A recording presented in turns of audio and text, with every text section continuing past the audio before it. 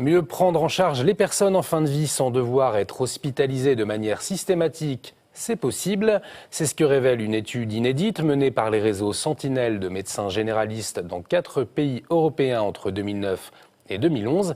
Elle a été publiée hier par la revue anglaise d'épidémiologie et de santé publique. Les résultats démontrent que certaines hospitalisations pourraient être évitées grâce au rôle du médecin généraliste et par une meilleure coordination des soins. Caroline Roux, présidente d'Alliance Vita International, nous explique en quoi ce rapport peut être une bonne nouvelle pour la France et pour le monde. C'est une préoccupation en France et les différents rapports parlaient d'un mal mourir en France. Alors bien sûr que tout le monde ne meurt pas mal, mais il y a encore beaucoup de choses à faire.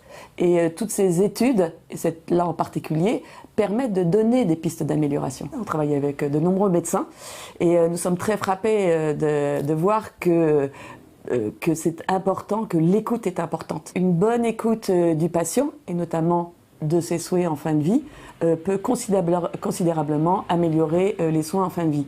Et puis il y a une chose aussi qui est très importante, c'est que plus on écoute le patient, plus on adapte les soins. Aussi, et moins, justement, il y a des risques d'aller à l'hôpital, même si l'hôpital est vraiment important et que parfois c'est vraiment nécessaire. Mais cela peut entraîner aussi une baisse des coûts tout en améliorant la qualité des soins.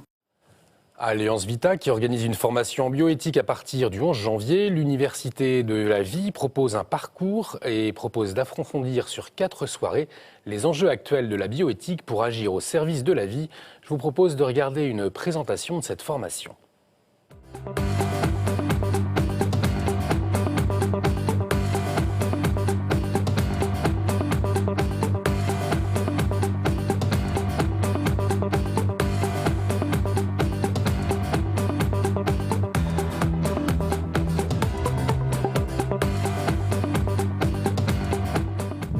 Que faire pour notre société, alors que tant de nos contemporains souffrent comme ayant perdu de précieux repères d'humanité? Eh bien, c'est ce travail que nous vous proposons de réaliser avec Alliance Vita lors de notre Université de la Vie 2016, avec des experts, avec de grands témoins, et tous ensemble voir comment, sur le plan personnel, sur le plan humanitaire, politique au sens large, et puis aussi culturel, nous pouvons travailler pour une culture de la vie.